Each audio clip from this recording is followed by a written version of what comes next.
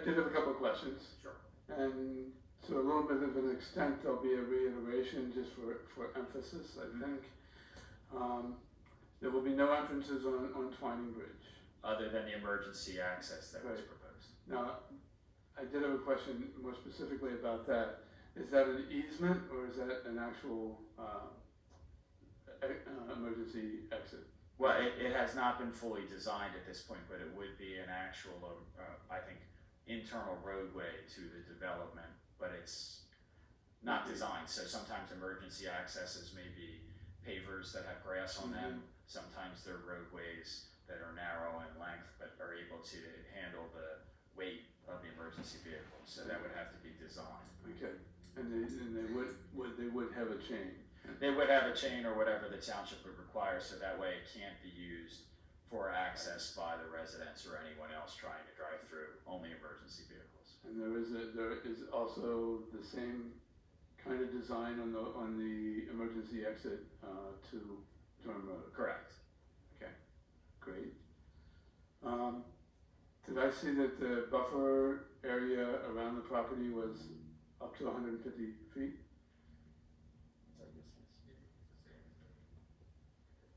Yes, it's the same as what the conditional use plans were, so okay. I think that was 150 if I look. I'm pretty sure I saw, on one of the plans I saw 150.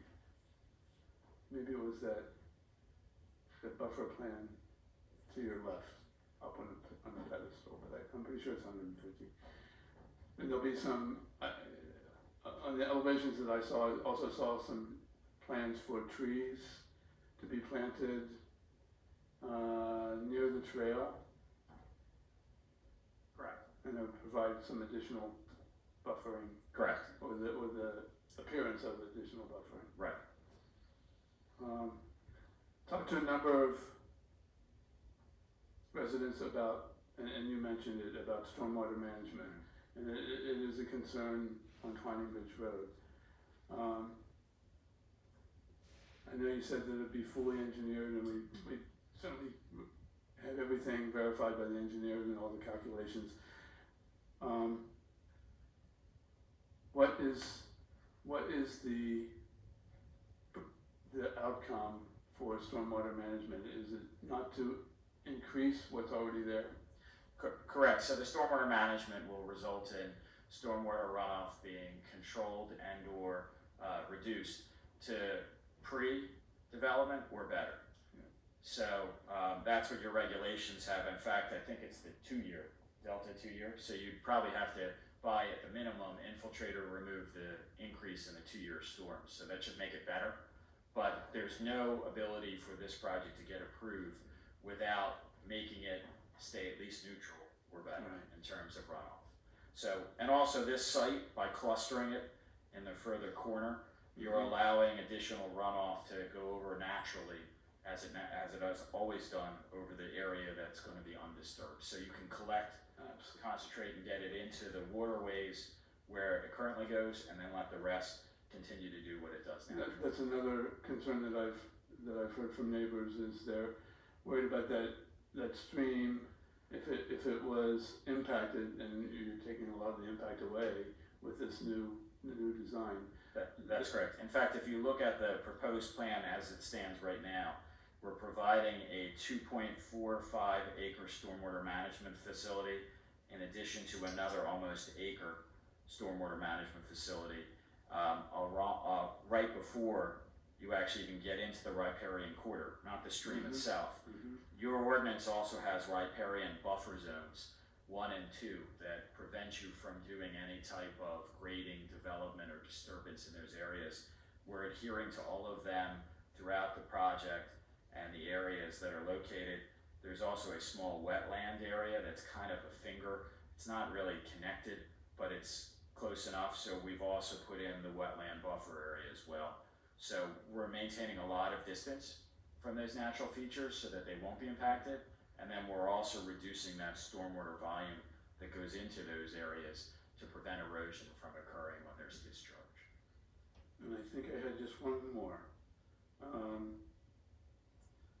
There was on the preliminary plans or on the settlement plans, there's a retention basin On the corner of Twining Bridge, in the southwest corner, I guess. Yeah, about 0.62 acres stormwater management facility in that location, that's correct. I had a resident that lived in that corner, one of the corner lots there, that was worried about, runoff there, but. Well, if I could have, we have our engineer from Eastern States, Mr. Baiano here, he could really explain better than I could how that basin will collect stormwater and then discharge.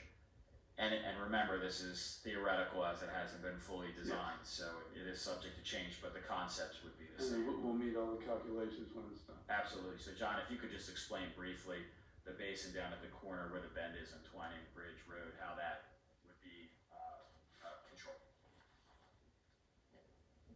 Back in 2020, I'd walked the site on several occasions, and I know there's an issue down in that corner.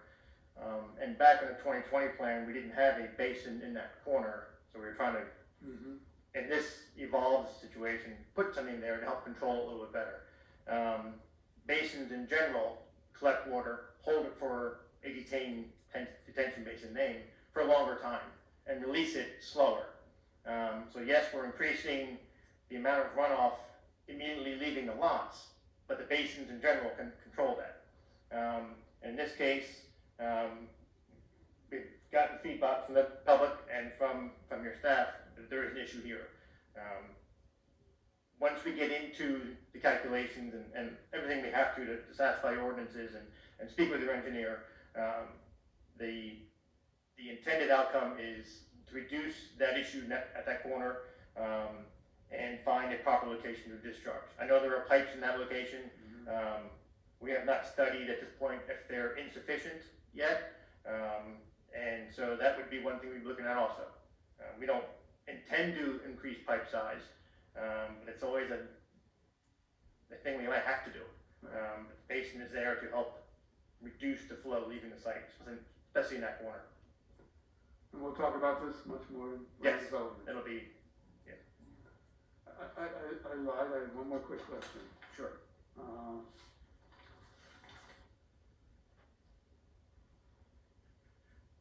forget what it was. I'm sorry.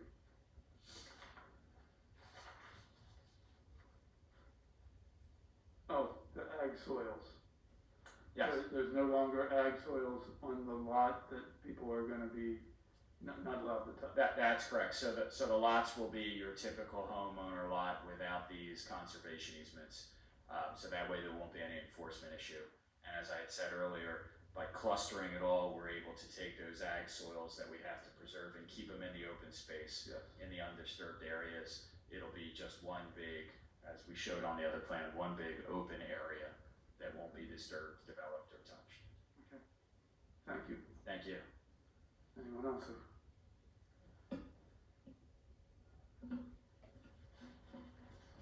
Yes, thank you, Mr. Chairman. With regard to the trails, I know on one end it could connect up to a trail that's on the other side of the road, the Twining Bridge Road. As you may know, we have some issues in town with regard to pedestrian safety, so I'm assuming that there'll be more people crossing Twining Bridge Road who might use that trail to get on the other side. I guess it would be up to us to provide the markings for a crosswalk, for example, or? I think we're showing it as coming to the Twining Bridge area, and we would probably run it across. I don't know if we can actually make the connection yet. I don't know if Justin had looked at that, but that's in the southern portion of the property. There's the association property there where I think the trail comes up to connect. So whatever the township would require in terms of pavement marking, signage, that's something that we would have to install as part of the trail construction. I guess it would also apply to the North Drive, where right now people would not be crossing the road over there, but you do have a light and the trail goes over there, plus the other walkways, I imagine. Correct. As part of the PennDOT highway occupancy permit, we'd have to do the intersection design, which would include the pedestrian facilities in that location. So absolutely, that would be part of the permitting process as well as the construction process. Okay, are those trails like multi-use trails or just walking trails? Yes, they're 8 foot wide trails, so they would be multimodal. I assume that would include bicycles, runners, joggers, walkers. Baby carriages? Probably, yeah. I mean, 8 feet wide is pretty wide, and I believe that's what your township manager had requested some time ago in order to make sure that this was a fully functional trail system. Okay, thank you. You're welcome. Mr. Snyder? I have a question. Sure. You might not be at this point yet, but is it your intention to use native plants and trees Yeah, in this development? yes, it is, and the species obviously would be subject to whatever the township arborist or landscape architect would require. But I think that is what's required under the ordinance, is to use native and not to use any non-native. Mr. Calabro? I like to ask some questions as to how you came to the determination that the entrance should coincide with North Drive. Now, on the original plan, I remember that you did have a roadway going out to Municipal Drive. And from Municipal Drive, it would have been an intersected, lighted intersection at Municipal and 413. Well- Is that correct? Well, no, that's not completely correct. The process was we started with the 2 on Twining Bridge under the conditional use. Well, that's the original. And then when we were talking about settlement discussions, we analyzed the connection to Municipal Drive that would have come out at Municipal Drive, I forget the name of the Delancey Court, Main Road, and 413. That intersection wouldn't have enough warrants under PennDOT's analysis for a signal. Okay. Toll agreed to put a signal in if the warrants were there, but when we did the analysis, there wasn't enough to justify putting a signal at that location. Okay. So that was something to analyze, and then after that, we came back to North Drive because that's where the existing signal is located. Gotcha. I mean, even to go further back, originally, under that original plan, which was I want to say 150 homes, different combinations. Well, I'm just trying to build up Sure. something here. Sure. Toll Brothers was willing to construct almost a 2-mile roadway going out to the Wrights Road intersection, which would have been a roadway just to this development. That's correct, and that would have been for a project that would have included, I think, close to 300 homes, if I remember correctly. Well, the 300 wouldn't have happened, but Right, I understand. But the justification for the cost of the road obviously would have been mitigated by the additional units. I don't think it was ever proposed. I just want to build Go ahead. something up here as to the different options that were out For there. access, absolutely, go ahead. First one was 2 on Twining Bridge. Correct, That wasn't received well by the neighbors of Twining Bridge. that is correct. Then came, I believe, the 2-mile roadway going out to Wrights. That was an option, that's Okay. correct. That wasn't received well by some people that came to the work session and voiced some complaints. Correct, because they didn't like the density that came with it. Gotcha. The density which would have only affected that neighborhood because it didn't intersect with any other That's correct, it didn't go, neighborhood or development. that's right, it didn't go anywhere else. Okay. Now, the third would have been the roadway coming out to Municipal Drive, Correct, but you couldn't get the warrants for the light, and plus there were a lot of complaints from Delancey Court, and that pretty much nixed that. that is correct. Now, North Drive, if I remember correctly, that was always slated to be an intersection. I'm going back years ago, because is there electrical hookups on that side of the street to put a signalized light there? I do not know, I believe there may be electric running perpendicular in the roadway, I don't know where it terminates. Okay, so that's how that came to that determination, plus that's what PennDOT recommends as far as an intersection and any entrance and exit from that development. And that is correct, when we did the signal warrant analysis at Delancey Court, 413 and Municipal Drive, PennDOT reviewed and recommended that any access from this property come out at North Drive. Okay. And we're at a max of 45 homes, correct? That's correct. Okay. And all those 45 homes would naturally have to come out that exit way, which will be across from North Drive. Correct. Okay. Now, I've seen some emails from some residents that kind of made the statement that 45 homes was highly dense. And it's just weird that it came from people that lived in Newtown Grant, probably the most highly dense community in Bucks County. And the person that sent that particular street that person lived on, I drove up and down that street. That street had well over triple the amount of homes on that one street. So my question would be, should we exclude that street from Newtown Township because it has more than 45 homes? No. I mean, I just found that to be a ridiculous argument. Also the fact that, I don't know, I've lived in Newtown Grant for 35 years.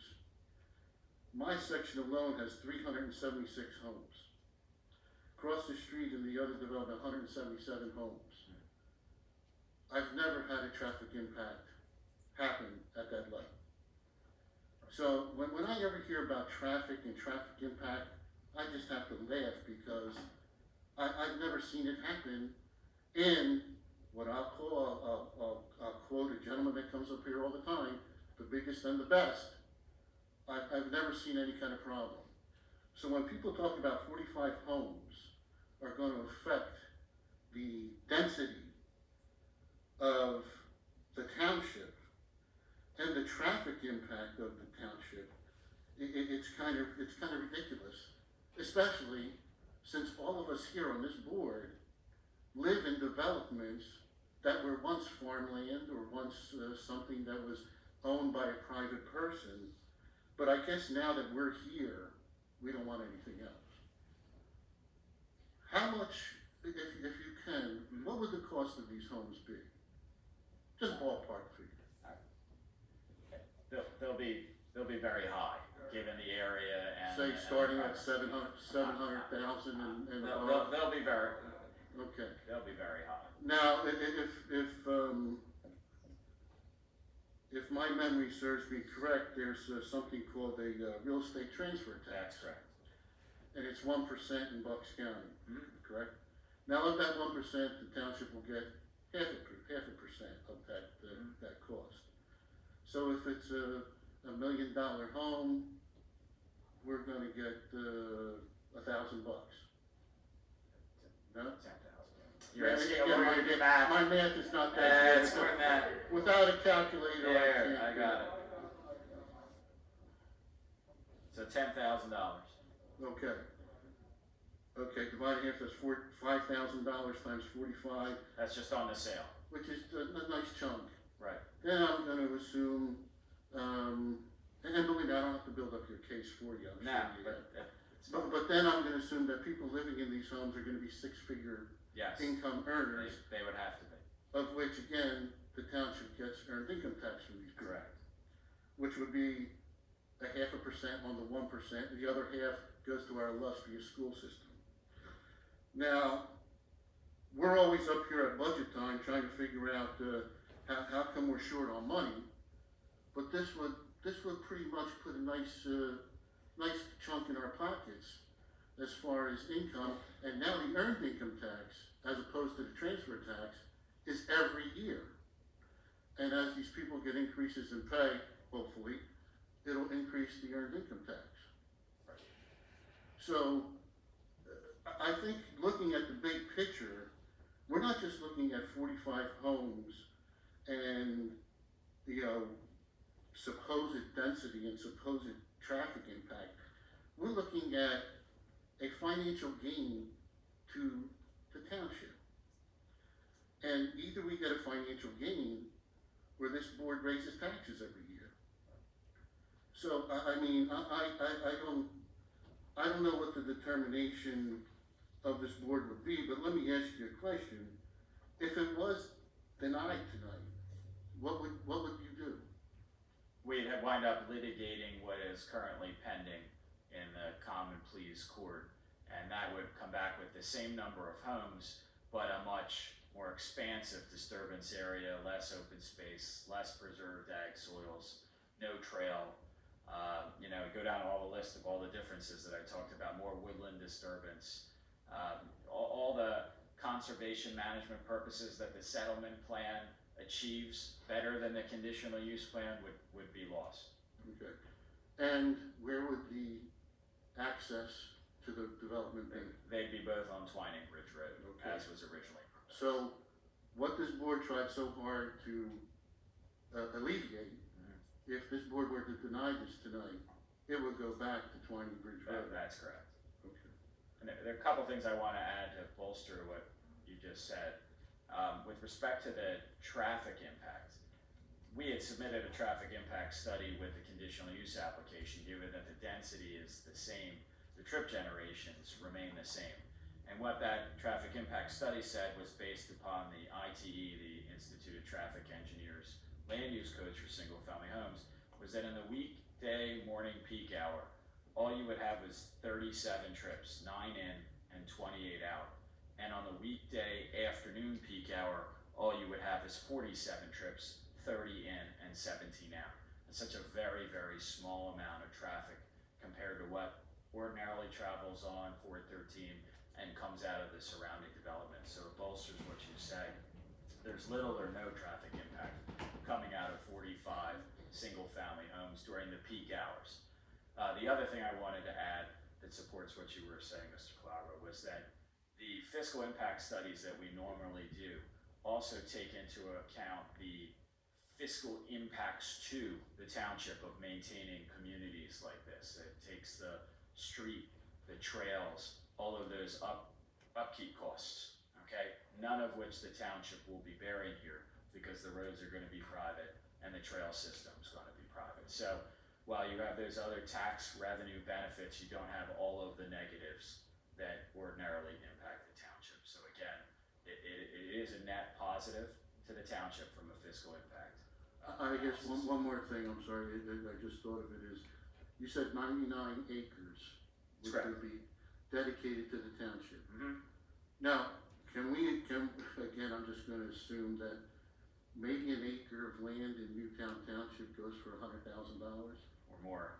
Okay, so we're talking about $10 million worth of land. Right, and the land where it's situated, given that you have this existing municipal complex right here, makes it a logical extension if you ever wanted to supply additional rec facilities instead of creating a whole nother infrastructure somewhere else in the township.